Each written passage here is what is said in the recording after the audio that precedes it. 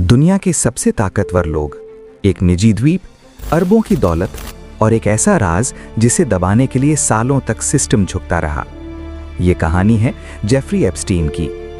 1970s में वो New York के एक प्रतिष्ठित स्कूल डॉल्टन स्कूल में गणित पढ़ाता था। चौंकाने वाली बात, उसके पास कॉलेज की डिग्री भी पूरी नहीं थी। कहा जाता है कि उसे नौकरी मिली क्योंकि स्कूल के हेडमास्टर के उससे ऊंचे संपर्क थे।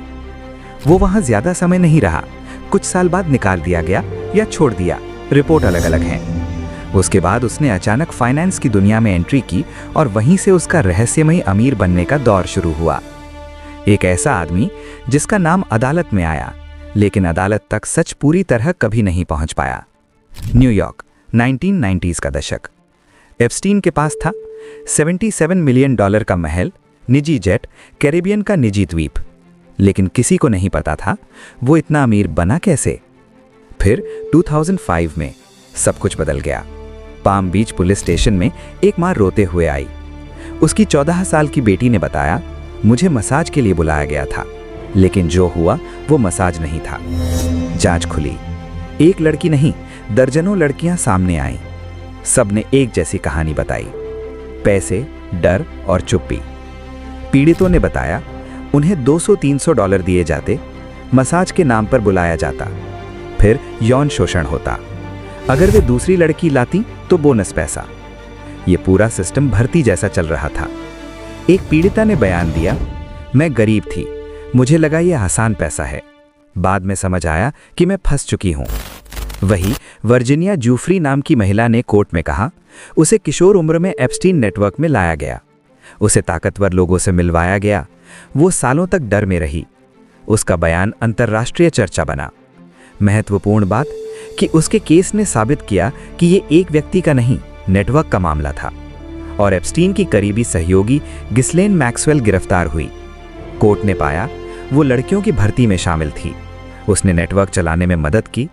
2021 में उसे दोषी ठहराया गया। और यहीं से शुरू हुआ अमेरिका के सबसे बड़े सेक्स ट्रैफिकिंग केस का पहला अध्याय। लेकिन जब सबूत मजबूत थे, लेकिन अमेरिकी अभियोजक अलेक्जेंडर अकोस्टा ने एप्स्टीन से गुप्त समझौता किया। नतीजा, सिर्फ हल्का अपराध स्वीकार, 13 महीने जेल से दिन में बाहर काम की अनुमति।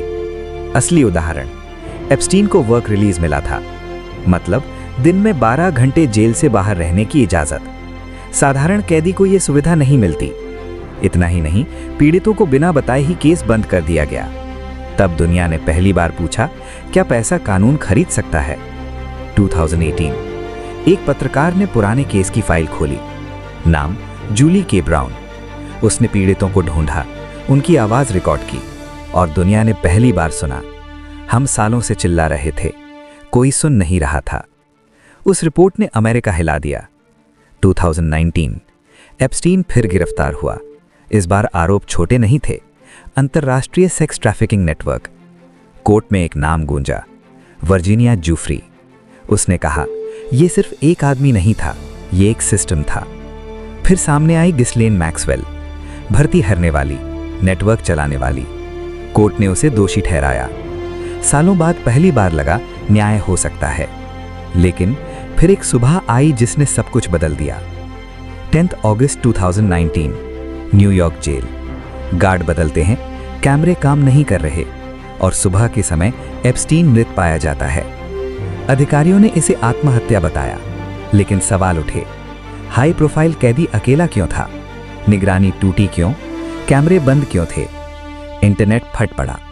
साजिश की थियरी हर तरफ फैल गई। हत्या, कवर अप या सिस्टम की नाकामी। अदालत ने भी इसे आत्महत्या बताया, लेकिन जनता के सवाल खत्म नहीं हुए थे। एप्स्टीन मर गया, लेकिन उसकी फाइलें जिंदा रहीं, और उन फाइलों ने दुनिया को एक कड़वा सच दिखाया। पैसा ताकत देता है, लेकिन सच आखिरकार रास्ता ढूंढ ही लेता है। पीड़ितों ने केस जारी रखा, मुआवजा मिला, नाम उजागर हुए, कानून बदला, और इतिहास ने यह दर्ज किया कि यह सिर्फ एक अपराध की कहानी नहीं थी, ये सिस्टम की परीक्षा थी। लेकिन एप्स्टीन की कहानी अभी खत्म नहीं हुई। अमेरिका के जस्टिस डिपार्टमेंट के पास लाखों दस्तावेज हैं जो एप्स्टीन से जुड़े हैं, लेकिन सभी एक साथ सार्वजनिक नहीं हुए हैं। किसी हिस्से को जनता के लिए रिडक्शन यानी सीन बाधित किया गया है, ताकि पीड़ितों की पहचान सुरक्षित रहे। कई दस्तावेज अभी भी दोबारा समीक्षा में हैं और जारी होना बाकी हैं।